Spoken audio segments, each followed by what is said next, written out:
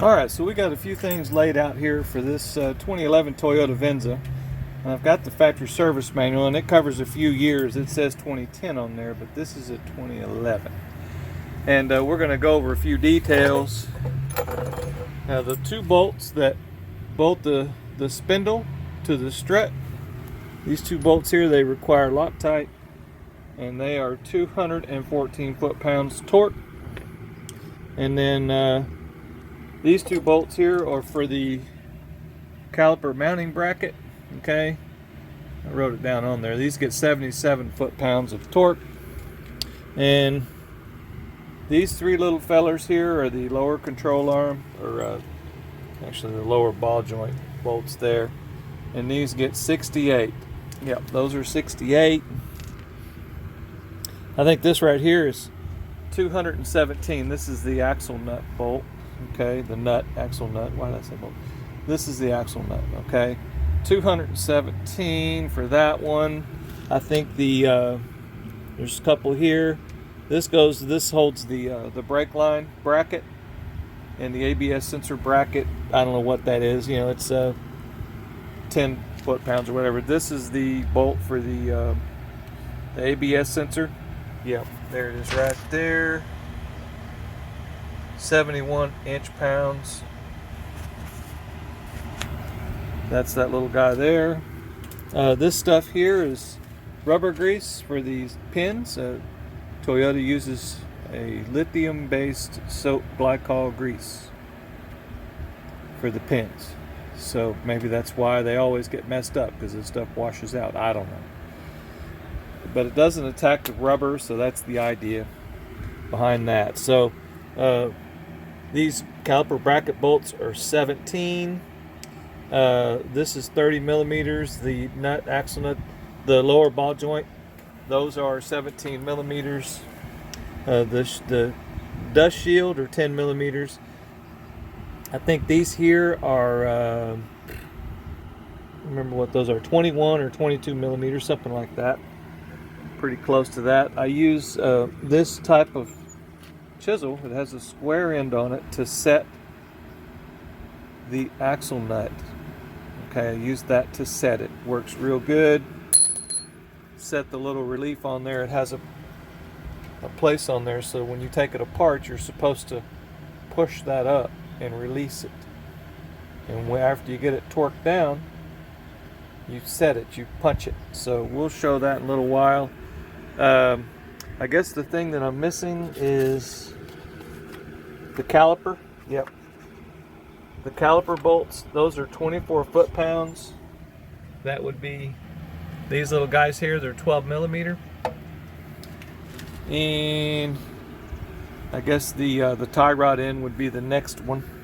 Where is that little guy at? I don't have that one on here anywhere. There it is right there. Tie rod, there it is. It's gonna get 36 foot-pounds.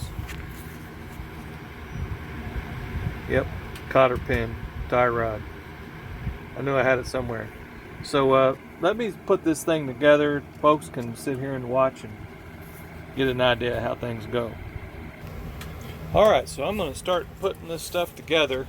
Now, I took this hub, I went and got a national bearing from O'Reilly for this hub assembly. And I guess it's got like a 3-year warranty or whatever. And put that on there. I took the hub to a local shop here in town. And I had lots of other things going on, so I kind of wanted to do two things at once. I'm just putting a little bit of this grease on here, on this little guy. That's how I do it. Everybody does different. I like fluid film too. Fluid film is really good, and I'll shoot some of that on there. I think I've already sprayed it into the end of this hub. But this hub is a really tricky job to put together. I'll try not to block anything when I'm doing this. This hub is a bear to put in there. So I ordered a an OTC hub grappler. That sucker's like 500 bucks, okay? But I spent almost $200 paying someone to install those bearings, and I said, that's it. I'm gonna buy a hub grappler and be done with it. So this is where you need to be careful if you're gonna mess around with this axle and lift it and do things with it. You don't want to ding the boot. The boots are good on this, they're not leaking or anything. So get that little guy moved over, get one side started, and you kind of manipulate this around and let it hang, okay? Let it hang there and it'll hold itself. And we'll get these nuts started. We'll get these nuts started. And in this bolt here, it has 3 that go in it. This bolt here is the same thread as the caliper bracket. So don't get this bolt mixed up. The caliper bracket bolts are longer than this. This is the short one. There's only one. This goes on the lower control arm, the ball joint that bolts the lower control arm. So, but when I do this, I just get these guys started.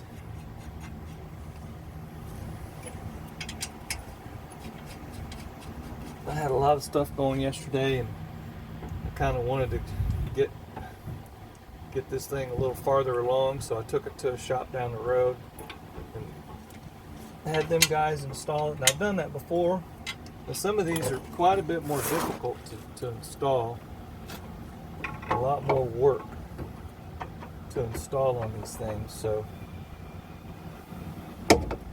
just be careful if you make any contact with that boot. That lower control, this strut assembly will contact that boot there and gash it. You don't want to put a gash in that thing.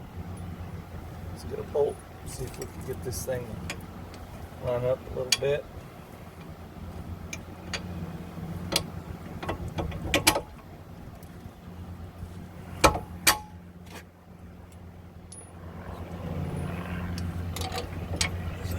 Pushed in there.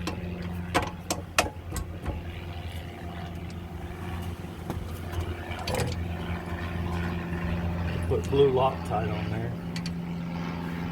Don't spend much time doing that for anything else.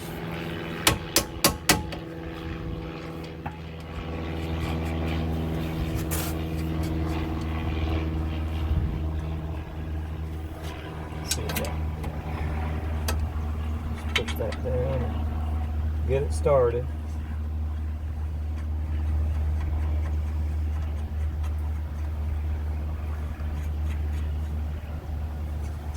Now, this type of suspension doesn't have any adjustment in it. This is, if you try to move this in or out to get any type of alignment camber out of it or anything like that, it won't go. Now, I will admit, if you take it somewhere to have it aligned, it is possible to take this apart and slot these holes a little bit and get a little bit of camber out of this. Okay, that's something that's possible. So don't let them talk you out of it. If it's possible, it's possible. Usually if you need camber, well, your shock is wore out and it's allowing the top of this wheel to go in or out or move, and it's better just to go ahead and replace it. You can get a little bit from it, but really it's not really worth it. Just go ahead and replace the strut because it's got too much wear in it. So I put the tie rod on last, okay? And I'm not going to mess around with tightening any of this up now. I'm just trying to get you guys an idea about the workflow of how I put this together.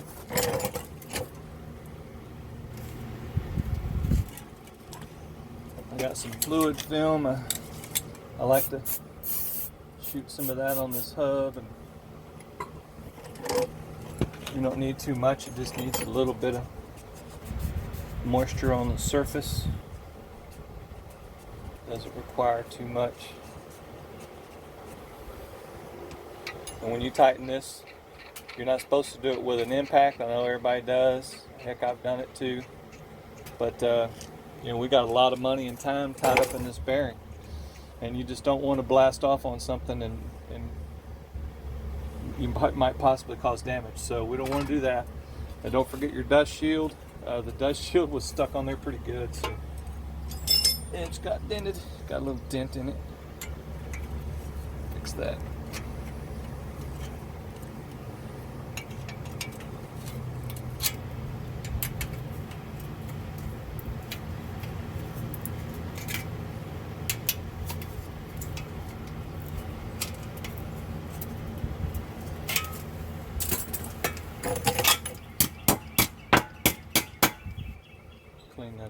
bit. But yeah, you just kind of, it has like a little divot right here. Yeah, just let it set in that divot. And just push it up from the other side. And it goes in fairly easily. Just make sure that after you get everything all together, to check this for contact. So that if it's close or rubbing somewhere, well, that will explain the frightening noise that you get, because these things will make a lot of noise if they touch. And I guarantee you, I've done it before. And the way that that happens is that you grab it from the back here to articulate the suspension, and you bend it and not realize that it's touching. So just have to be careful about that. If it does, you can get in there with a pry bar or a screwdriver or something and get that thing set, bent out of whack so it doesn't touch anymore. Now these are 10 millimeter, these little dust shield bolts, and they don't line up very well with a socket, so but just be careful and not snap one of them off, because you're not going to be happy. Snap one of these off. So that's how that sets on there. Everybody is there. I'm going to get my rotor.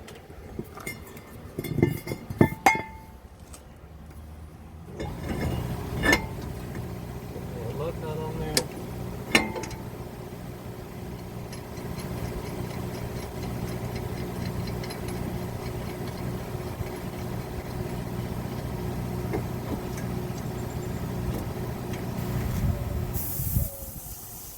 Alright, so I'm going to pause this and get my brake caliper cleaned up and get it situated.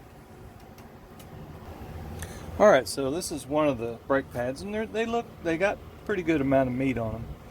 Now the low brake pad level indicator, the factory service manual says it goes on the inside. It doesn't say whether it goes at the top or at the bottom or whatever. So I usually put them back the way they come out. What you want to look at on a set of brake pads when you take them out is you want to look and see if they're even, if it has a cant to it or a crooked pad. Alright, now that tells you things like you've got a bad, one of your pins is stuck, one of your pistons is stuck, or the hub bearing is going crooked, causing the whole thing to rub crooked all the time and wear out one side. So that's kind of what we're looking for. Now this case here, we've got a little bit like 50% pad wear, okay, and that's fine. Go ahead and replace them at 50% or less. And this particular vehicle, I think somebody did a pad slap on it and overheated the brake pads. Maybe they didn't burnish the brake pads before they gave it to them, and they went 100 miles an hour and hit the brakes and slowed down the first time, and they overheated the brakes, and the brakes were pulsing and having lots of problems. If you look at these little isolators that go on here, they're smoked pretty good and they got lots of debris on them. So I'm going to clean all this up, wire brush, whatnot, and get this stuff cleaned up so it's nice, and pull these boots off and lube things with some of that lithium soap, that Toyota soap. See, this thing will come off.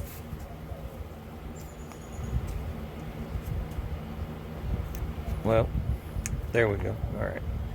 See what it looks like. So it's got a little bit of rust on it. All right. But you can see it does have lube on it. It wasn't stuck. It does have lube. One of these will have like a little plastic oscillator. Let me look and see how. Let's see. The mounting is going to be like so. Sorry. Yeah. Yep. This is the top. So see which one has the little plastic doodad in it. Looks like the bottom one does. Yep, it's got a little plastic rubber thing in there. So if you use anything else, I think you can use silicone in here. Sometimes I use that ceramic stuff. But on the Toyota, since I have the correct lube for Toyotas, I will put the lithium soap in here. But if you put any other type of grease, it will attack this rubber thing and make it seize. And that's not good. We don't want to do that. That's not fun. We always want to have fun, right? That's my motto. Let's have fun. So I'm going to get this cleaned up and we'll be back in a minute. Okay, so I just wanted to show a detail on this pin. You want to get these this area here where the rubber seal sits. You want to make sure that that is clean, because when you put it back together, this is what's going to be keeping the moisture and the water out. So just make sure it's clean and get all that dust and garbage off of it. Okay, so on the other pin that has that little slider on there, the little rubber slider, I've pushed it off part way, okay, cleaned it up all nice, and I've put some of that lithium soap-based grease on there, and I'm just going to slide this back on just to get lubricant on both sides of that. Alright, so I just wanted to show these pistons being pushed in. I've got the reservoir cap off and just slowly going to let those guys go in. You want to take your time. This alloy stuff, real thin brake caliper business, you push on it too hard, you'll bust it. So just take it in real slow, just like that, till it bottoms out. Don't put too much strain on that brake line there.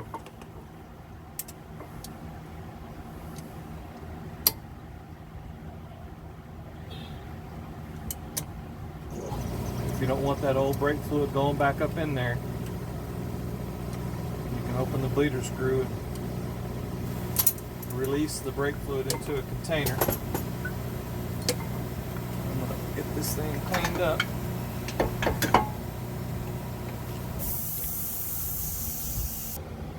Alright, so I've got that cleaned up. I've got my caliper bracket all cleaned up and lubed. You want to put those little isolators on and lube them with some caliper grease before you install it. So you try to put the grease on there after you install it, you're going to get all of your rotor. You're going to clean them. You can just clean off a brake clean. But this is just one of the steps that I do to try to eliminate using chemicals and having to wash that off. So just want to line that little guy up. This takes the longer bolts.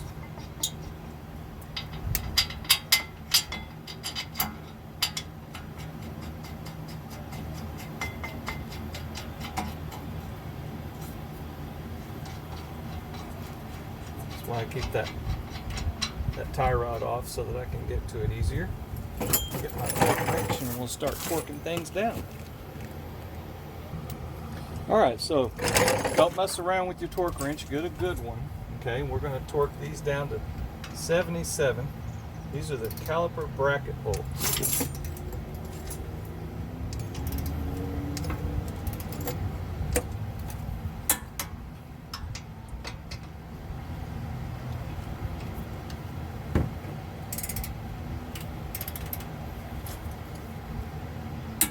There we go.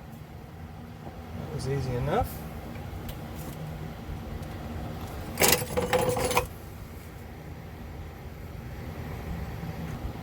Alright, so I've got the 17 millimeter on the lower ball joint here on the lower control arm.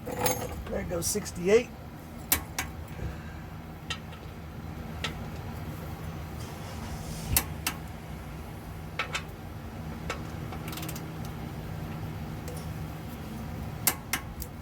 we go.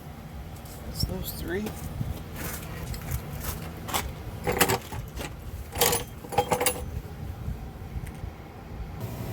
Okay, so we're going to get these bolts that bolt the spindle to the strut. Let's see, that's a 22 millimeter.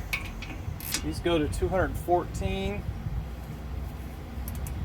Doesn't look like the whole bolt's turning, just the nut's turning.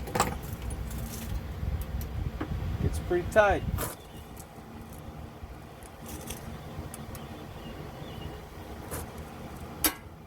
There we go. Pretty tight little feller.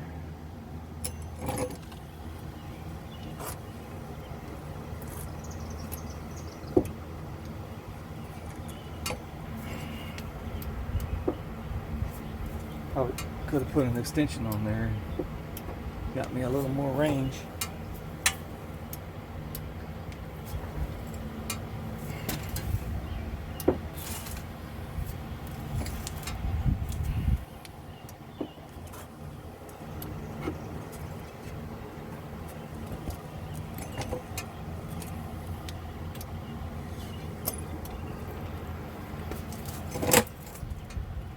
Woo.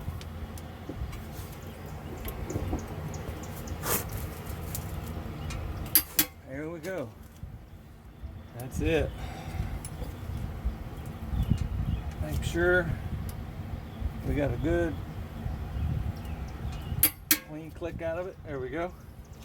It's a tight little bugger. Alright, so I've got the torque wrench on the axle nut set up there. I've got a pry bar holding it. It's supposed to be 217.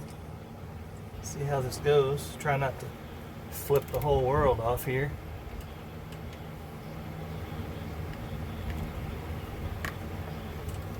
Giving that pry bar a run for its money. Like to have a little more of a solid grab on it. We'll just take what we can get. As long as that pry bar don't pop loose, fly halfway across the yard here.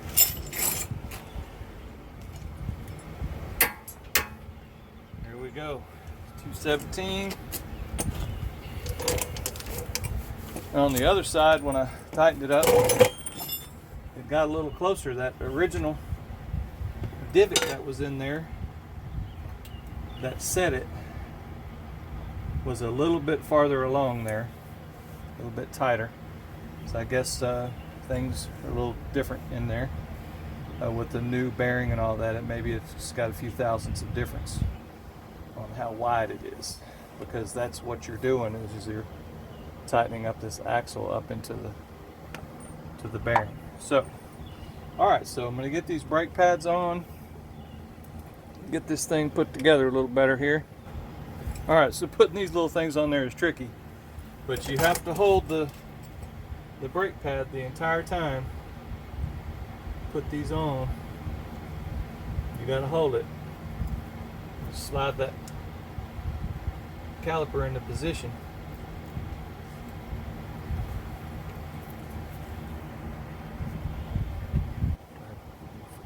Juicing this little guy up, so we'll juice it with a little bit of this. I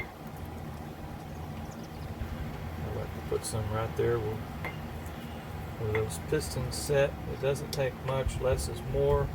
And you put a whole bunch of this junk on there and you're just collecting dust. So try to avoid that if we can possibly do that.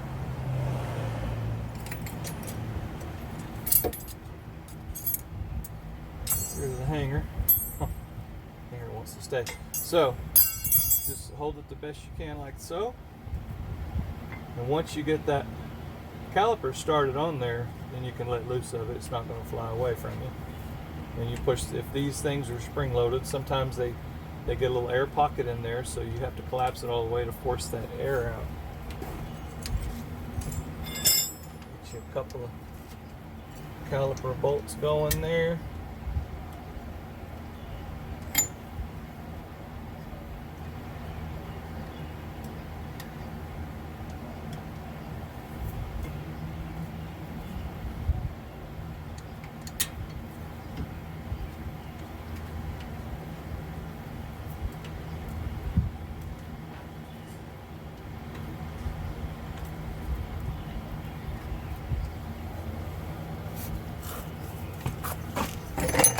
Looking pretty good. Alright, so these caliper bolts here go to 24 foot-pounds. This one doesn't click as loud as that other one does. Those little guys on there.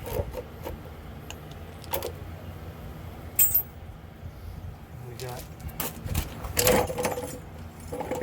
ABS sensor, which is like 77 inch-pounds. It's not much, so I usually just do that by the way it feels.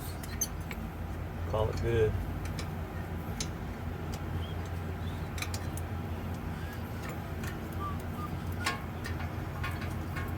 So this thing has a spacer on it, so it feels funny, but it's got a spacer, so the ABS sensor bracket goes on first.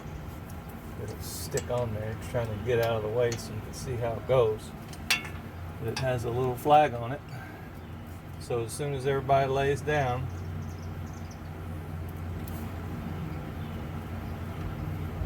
put that little guy in there. That's the 12mm bolt. And then there's a 10mm bolt that goes on the ABS sensor. You don't see that little guy. That's alright. And I always shoot some fluid film on that. And the ABS sensor does have a metal, ring in there to prevent, I guess, from you tightening it up too much and crushing it. So that's a good thing, because folks like me are going to get our impact driver and we're going to buzz that little guy on there and give it a little click click and call it good.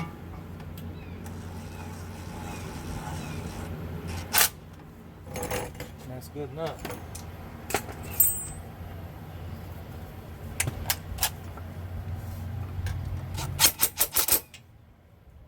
There's that one. So everybody is on, everybody's torqued, double check, triple check. Got our tie rod in. I think it's a 17mm like the other parts. So 17mm.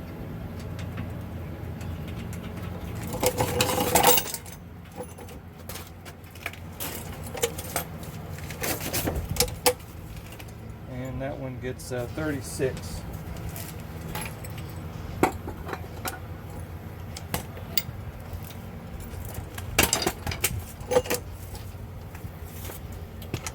I'm gonna run in there with this first.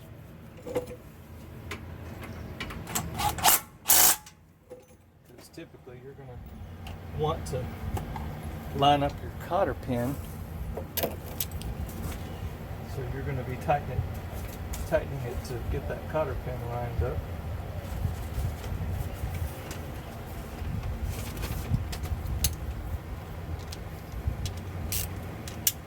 And I think that's good enough. I hope that this video has helped you guys figure out how to do things. It's starting to rain out here, so I'm going to wrap this up. Y'all have a good day.